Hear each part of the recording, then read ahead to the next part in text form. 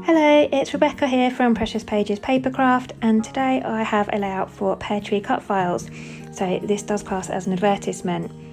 For today's layout I'm using the Wonderful Wednesdays freebie cut file, which is the Baking Memories Together.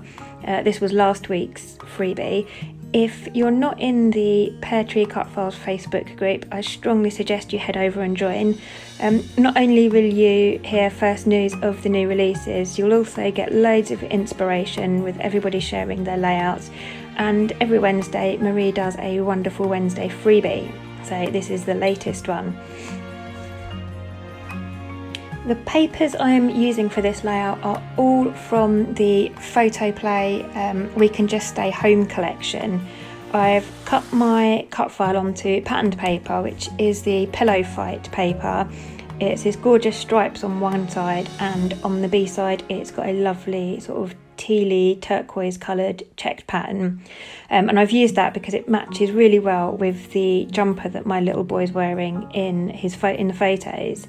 And the reverse side, the turquoisey teal colour, matches really well with his apron. So I've cut the file onto the stripy pattern side, and then I've recut the letters on the B side, so I've got a bit of both showing through. And then I'm just creating a mixed media background just to sit my cut file on. I've pulled out a couple of distress inks. I think I've used chipped sapphire and faded jeans. And I've just used the packaging technique and applied some colour behind where my cut files are going to sit.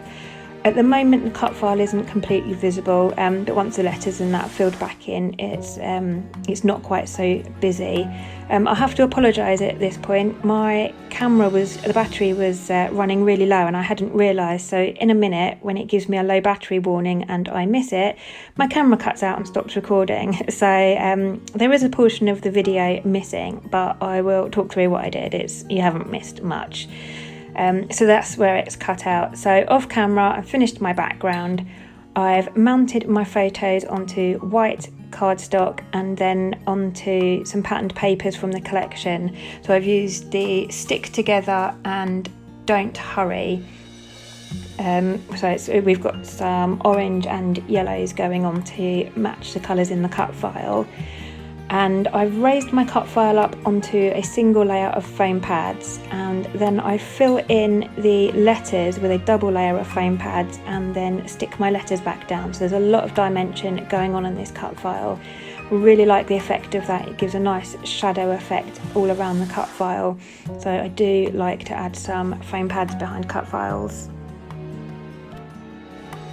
I purposely left the bottom right corner of my layout empty because I wanted to add some typed journaling.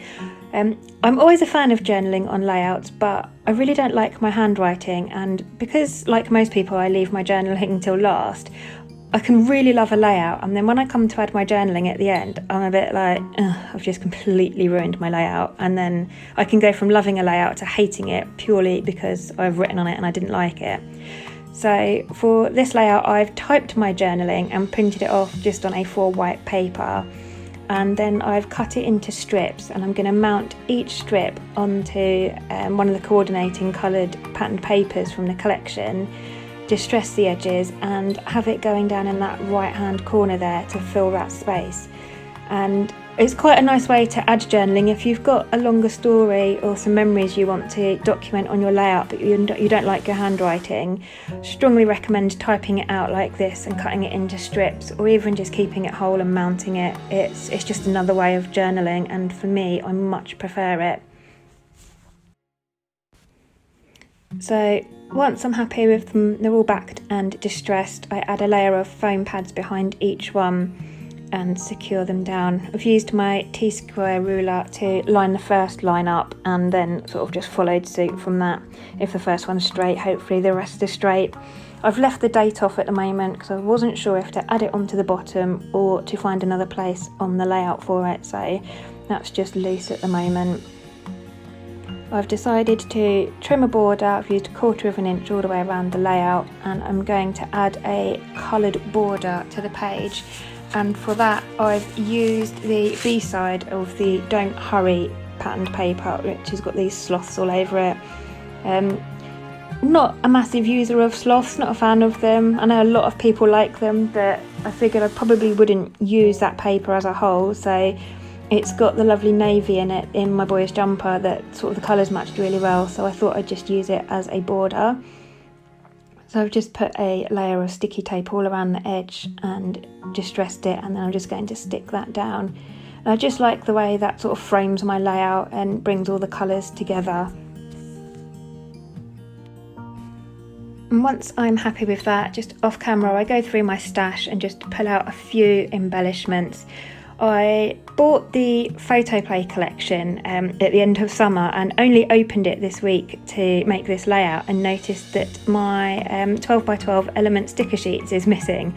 So I've got patterned papers and I've got no embellishments for this collection. So I just rummaged through my stash and found a few bits.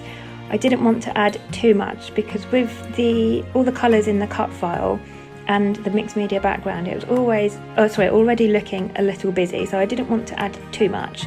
But I knew I had a couple of baking related ephemera items in my stash, so I've just dug around and pulled them out.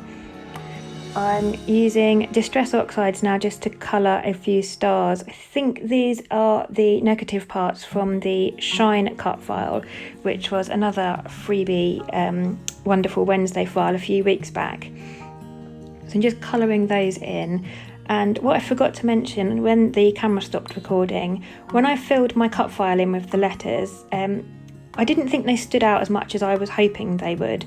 So I went round the edge of all the letters in a black fine liner pen, and I'm just doing the same with the stars that I'm colouring with the ink. So you can see here I'm just drawing a border around with a pen, and then I'll find a place for them on my layout in a minute. So I think the colours I used were Chipped Sapphire, Squeezed Lemonade, and I think the orange is Spiced Marmalade, or it could be Rusty Hinge, I can't remember, it's one of the two, but a nice orange shade just to tie in all the colours in my little boy's jumper. Reaching for my stash of threads, I've got a box I keep at the back of my desk with all my threads in. So I've got this donut ephemera piece that I'm never likely to use on another layout. Not a fan of donuts, not a fan of pink on scrapbooking, so I thought it worked well with this collection, with this layout. So I've used it on this layout, and I'm going to add a flare badge to the middle that says Yum, that's sort of nicely brightly coloured striped. So I'm just wanting to add a thread cluster behind the flare, but the colour I pulled out initially was a bit too dark and I wasn't happy with it. So I found a bobbin that's got a lighter colour that matches better with the letters in my cut file. So I'm just tangling some thread around my fingers just to stick underneath my flare. And I think I add the darker coloured thread just at the top to the left of my photo so that it's not wasted, and it adds a splash of colour up the top there.